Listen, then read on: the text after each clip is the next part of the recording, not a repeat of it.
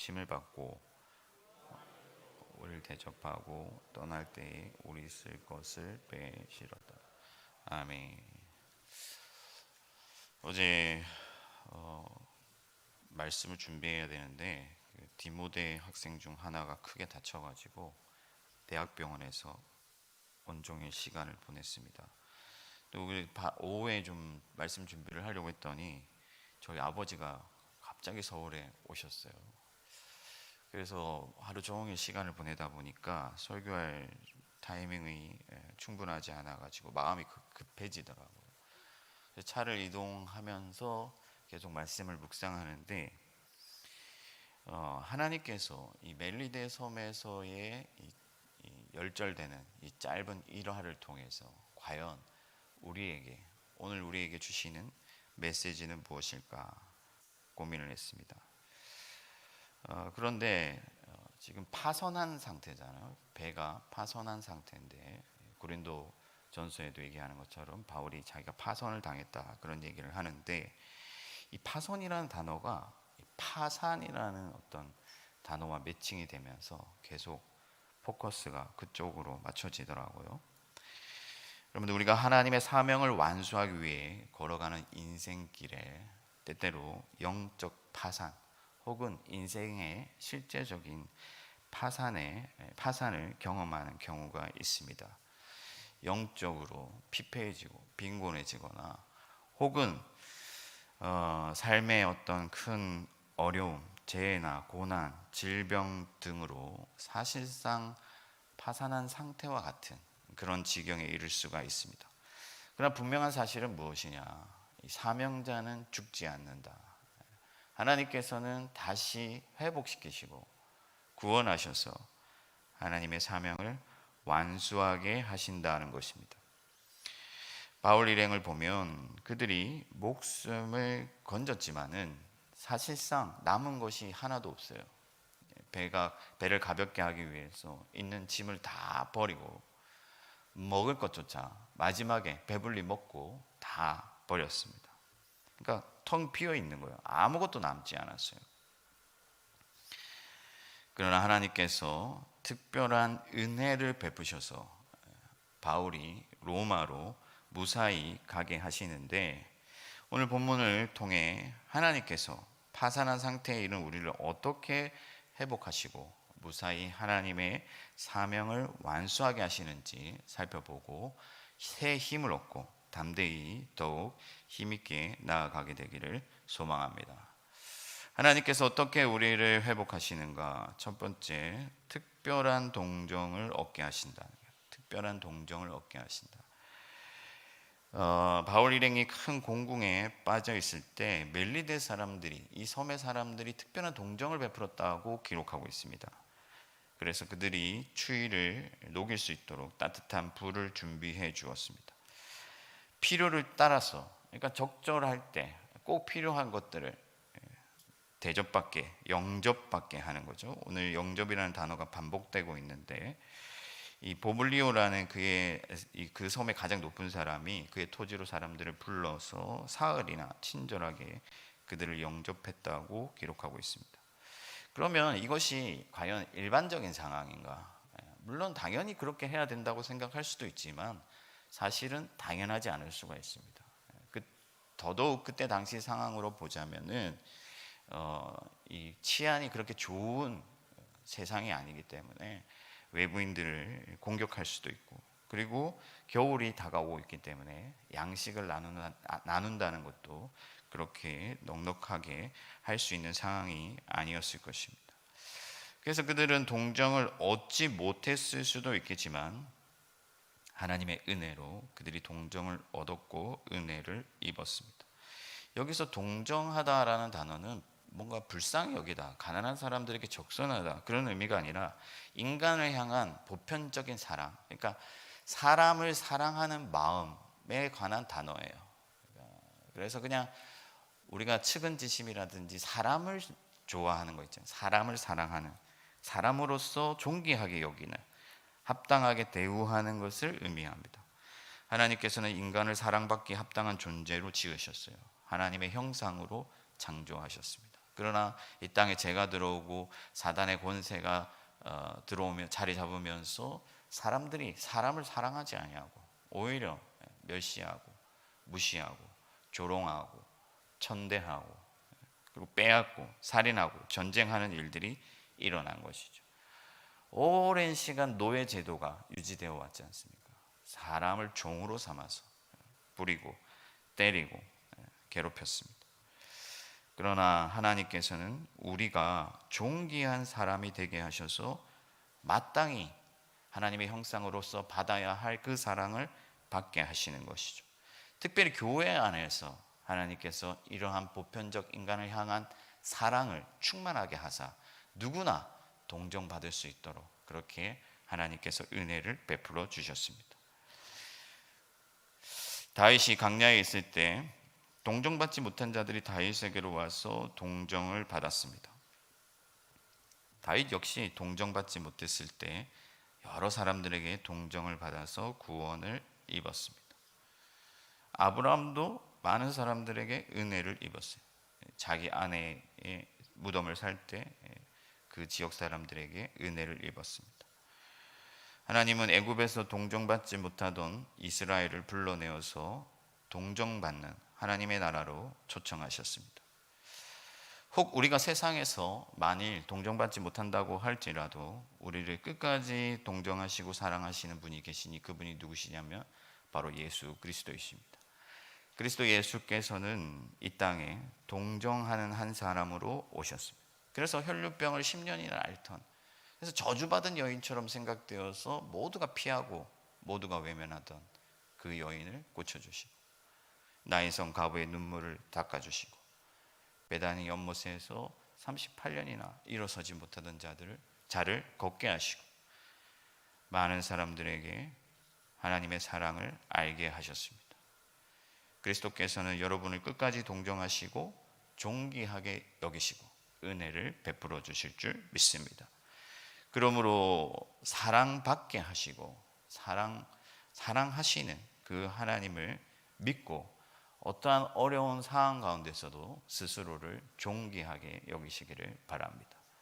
바울도 이러한 특별한 동정이 하나님으로부터 왔다는 것을 깨달았을 거예요. 저도 그런 일들을 여러 번 겪었습니다. 기인을 만나게 하시고 좋은 사람들을 곁에 두셔서 사랑받게 하시는데 그 사랑이 하나님으로부터 왔다는 것을 우리가 느끼게 하시는 것이죠. 어떤 어려움에도 비관하기보다 하나님의 형상으로 스스로 존귀하게 여기며 여러분을 끝까지 동정하시는 그리스도를 믿음으로 힘차게 계속해서 그 길을 걸어나가시기를 바랍니다. 그러면 주님께서 때때로 기인을 보내시고 좋은 사람들을 주변에 두시며 선대받게 하셔서 여러분들이 하나님의 사랑받는 자임을 깨닫게 하실 것입니다. 그리고 여러분도 동정하는 한 사람이 되셔서 하나님의 그 사랑을, 보편적 그 사랑을, 인류를 향한 그 사랑을 흘려보내시기를 바랍니다. 주변의 사람들을 친절하게 대하시고 어려움을 당한 사람들에게 마땅한 동정을 베푸십시오. 선교사님들을 기억하고 선교사님들이 동정을 베푸는 일에 힘을 보태시길 바랍니다. 그렇게 우리가 함께 하나님의 나라를 이루어 갈 수 있기를 축복합니다. 두 번째 하나님이 회복하시는 방법은 강한 내성을 주신다는 거예요. 강한 내성을 주신다. 바울이 불을 더 지피려고 장작을 던져 넣을 때 그 장작 더미에 아마 독사가 있었던 것 같아요. 그래서 뜨거움에 놀라서 바울의 손을 덥석 물었습니다. 그러니까 독사가 그 손에 매달려 있으니까 그 섬에서는 그 독사에 물리면은 꼼짝없이 죽게 되는 거예요. 그래서 사람들이 그가 이제 죽었구나. 야, 저 사람 바다에서는 살아나오더니 기어이 죽는구나. 황당하다. 그런 의미로서 공의가 그를 죽게 되었다라고 말하고 있어요. 그러니까 설상가상 엎친 데 덮치고 야, 완전히 저 사람 그냥 끝났다. 쓰러지겠구나 생각한 것이죠. 그러나 바울은 전혀 타격이 없어요. 뱀을 오히려 불에 떨어버렸습니다.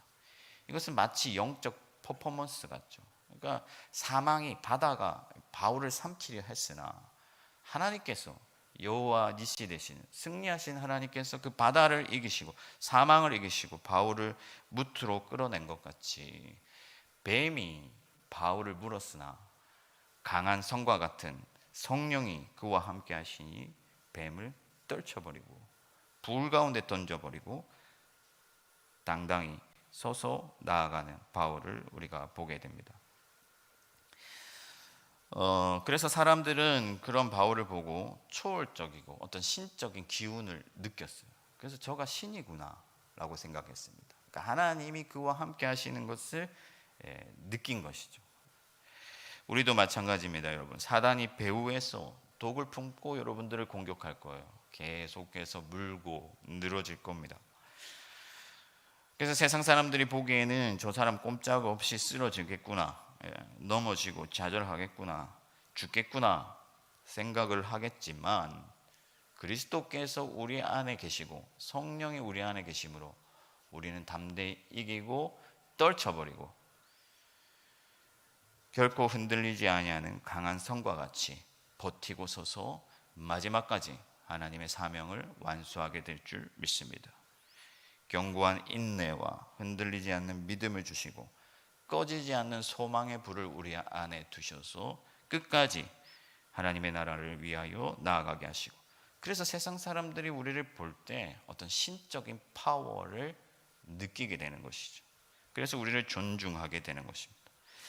에스더가 왕비로 있을 때 이스라엘 사람들이 꼼짝없이 죽게 되었어요. 모두가 이스라엘이 망하겠구나, 죽겠구나 생각을 했습니다. 종으로 끌려와서 포로되었는데 이제 저들이 완전히 여기서 끝장나겠구나 했으나 에스더를 통해서 하나님께서는 이스라엘을 살리시고 오히려 모르드게를 높이시고 모두가 그를 우러러보게 하시는 것이죠.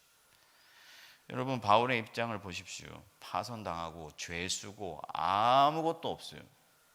그런데도 하나님은 세상의 사람들이 바울을 보고 존경하고 귀하게 신적으로 느끼도록 그렇게 만들어 주신 것입니다. 여러분, 요셉이 종으로 팔려왔을 때 이 그 어린 나이에 이 다른 나라의 노예로 끌려왔잖아요.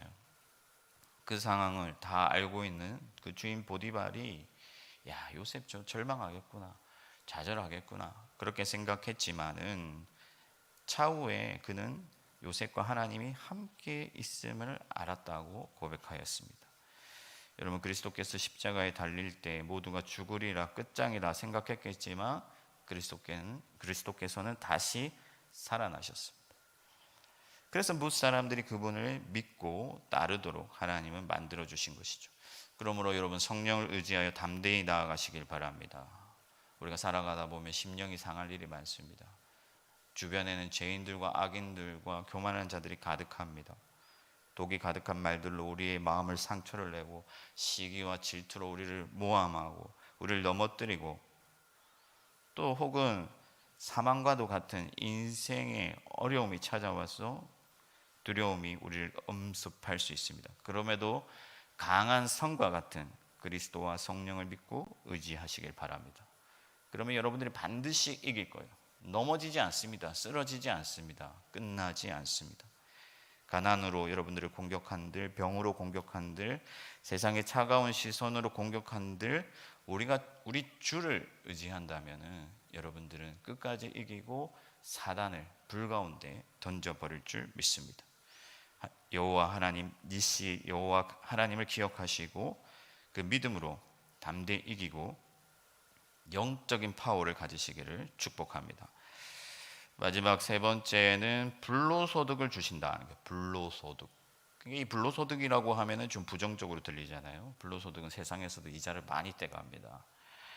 그러나 여러분, 우리가 불로소득이 아닌 게 없습니다. 사실 모든 것이 하나님으로부터 왔습니다. 우리가 어떤 일하여서 하나님으로부터 대가를 받은 것이 있습니까? 처음부터 마지막까지 그저 주신 것이죠. 그래서 그저 받았으니 그저 베풀라고 말씀합니다. 바울이 보블리오의 집에 머물 때 그의 아버지가 병들었는데 바울이 그를 고쳐주었어요. 그래서 그들은 친절하게 바울 일행을 대고 이 바울 일행이 떠날 때 필요한 모든 것들을 채워줬습니다. 여러분, 바울이 뭔가 이 가진 게 있어서 그 사람들한테 기브 앤 테이크를 한 것입니까? 아니에요. 하나님께서 모든 것을 주셨고 하나님께서 채우셨습니다. 여호와 이레로 하나님이 나타나신 것이죠. 여러분, 이 말씀은 우리가 아무것도 하지 않아도 된다는 의미는 아니에요. 수고하지 않아도 된다는 의미는 아닙니다. 우리가 수고한다 한들 사실은 그것은 무익한 것이고 하나님께서 우리의 삶의 근원이시죠. 모든 것이 하나님께로부터 오는 거예요. 그래서 하나님은 때때로 하나님이 참으로 우리의 인생의 근원이시다, 우리의 모든 것을 하나님이 채우신다는 사실을 깨닫게 하시기 위하여서 진정한 불로소득을 경험하게 하십니다. 정말 기대하지 않았는데, 나는 아무것도 하지 않았는데, 이것은 하나님이 하시지 않으면 하실 수 없는데 그런 일을 하나님께서 경험하게 하셔서 채우시는, 하나님이 채우시는 그런 일들을 경험하게 하는 것이죠.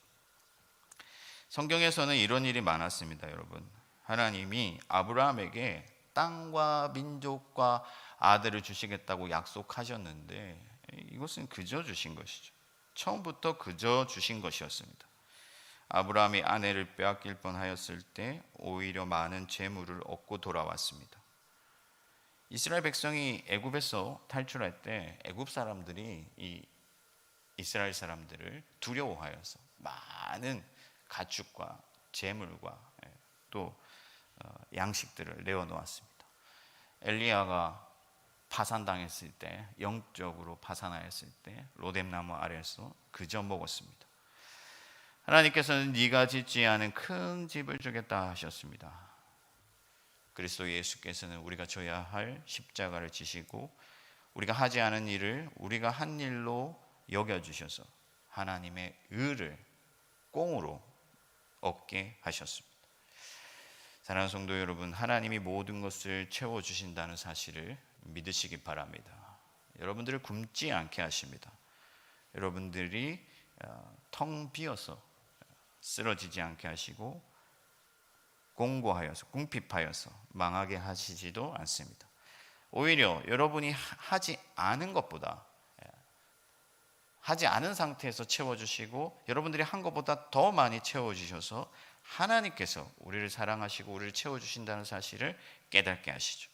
아들을 주신 하나님께서 무엇을 우리에게 아끼시겠습니까? 다윗이 범죄하였는데 하나님이 안타까워하세요. 네가 나에게 구했다면 이것저것 더 주었을 거다, 다 채워주었을 것인데 왜 그렇게 했느냐 하고 안타까워하셨습니다. 바울도 하나님이 채우시는 그 하나님께서 우리를 채우신다는 사실, 하나님이 우리의 근원이시다는 사실을 깨달았습니다. 그래서 그것이 바울의 일체의 비결이 되었어요. 아무것도 염려하지 말고 우리가 짓지 않은 큰 집을 주시고 우리가 심지 않은 과실의 열매를 맛보게 하실 그 하나님께 감사함으로 모든 것을 구하시기 바랍니다. 그리하면 하나님이 여러분의 삶 가운데 은혜의 간증이 넘치게 하실 줄 믿습니다. 말씀을 정리하겠습니다. 여러분, 제가 교육자가 되고 15년이 지났는데 돌아보면 참 배고픈 시절도 많고, 야, 이거 꼼짝없이 죽겠구나 하는 순간들이 많았는데 하나님께서 너무나 많은 은혜와 사랑을 베풀어 주셨어요. 좋은 사람들을 만나게 하시고 선대받게 하시고 또 내가 짓지 않은 큰 집을 얻게 하시고 여러 가지 은혜로 채우셔서 지금까지 살게 하셨습니다. 여러분도 마찬가지예요. 여러분들도 마찬가지예요. 파선했다 할지라도 하나님은 회복하시고 구원하십니다. 존귀한 자가 되어 동정받게 하시고 세상의 독에서 이기는 내성을 주시고 여러분들이 짓지 않은 큰 집을 얻게 하셔서 여러분들을 회복시켜 주실 것입니다. 그리하실 하나님을 믿으며 담대히 여러분의 사명을 끝까지 완수하는 저와 여러분들이 되기를 주님의 이름으로 축원합니다. 하늘에 계신 우리 아버지, 아버지의 이름을 거룩하게 하시며 아버지의 나라가 오게 하시며 아버지의 뜻이 하늘에서와 같이 땅에서도 이루어지게 하소서. 오늘 우리에게 일용할 양식을 주시고 우리가 우리에게 잘못한 사람을 용서하여 준 것 같이 우리 죄를 용서하여 주시고 우리를 시험에 빠지지 않게 하시고 악에서 구하소서. 나라와 권능과 영광이 영원히 아버지의 것입니다. 아멘.